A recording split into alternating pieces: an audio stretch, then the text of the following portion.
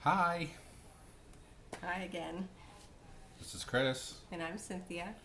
and I guess we're the CNC family.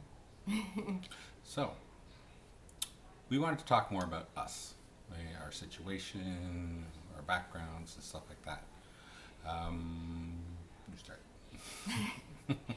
All right, well, we moved here, like into this house, back in 2015, and at the time things were going pretty good.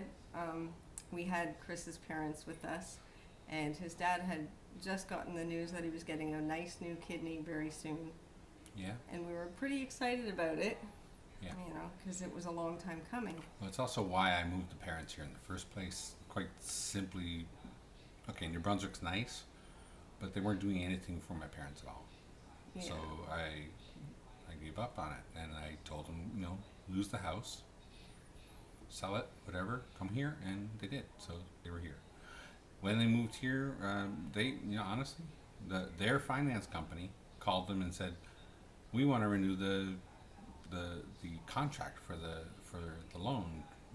And I look, we got together and said, "You know what? Just let them take the house because he was in debt beyond what was normal."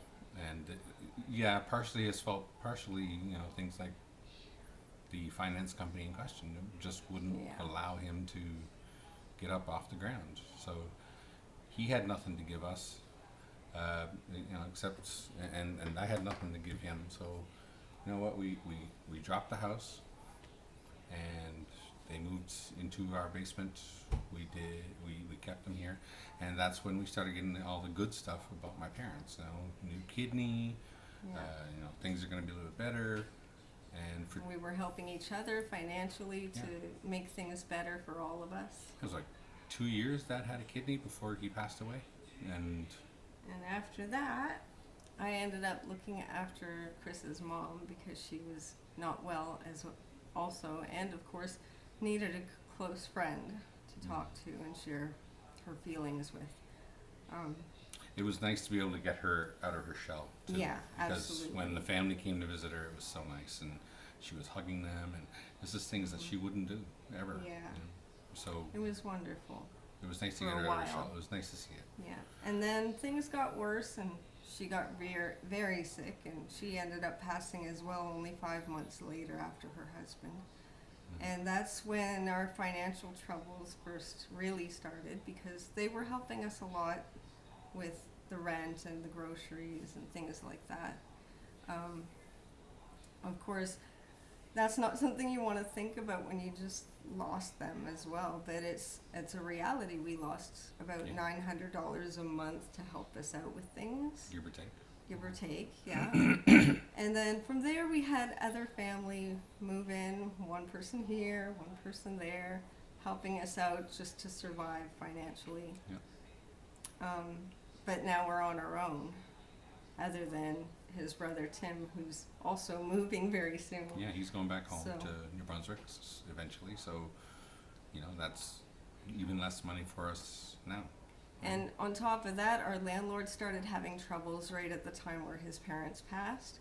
So he came to us and said, I need to raise the rent right at that time.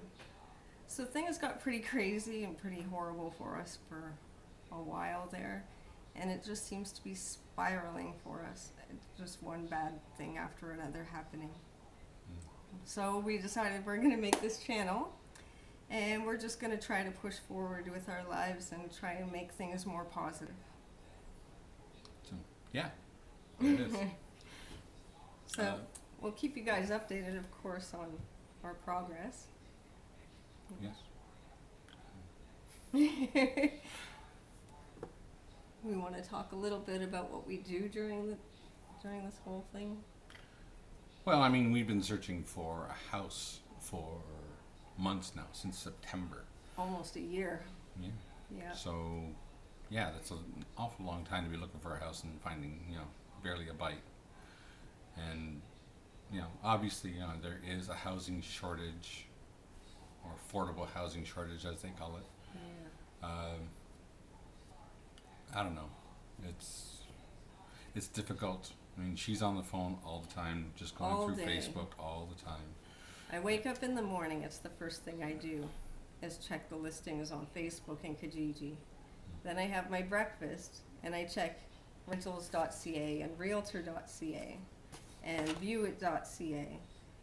And then I take a break, and I clean up my kitchen and things like that, whatever. And then I go back to it again and start back at Facebook and then Kijiji and just keep going all day in case new listings happen to pop up. Anything that comes up new, I'll message them right away or contact them in some way. And hopefully they'll get back to me, but a lot of the time they don't. No, I mean, I could complain about, you know, doing the work thing and having to wake up at 4 in the morning to go to work and stuff, but everybody has to work hard for stuff. I just don't get paid enough for it, that's all. Yeah. So I can't really complain about that, so I won't. I don't know, it's just, we're having a hard time. But stay tuned for our next video because I have some stories to tell you about what happens when you put out your own ad looking for a house on Kijiji. Oh, that's fun. Oh Watch my that. gosh, you don't want to miss that video. It was so much fun. All right then.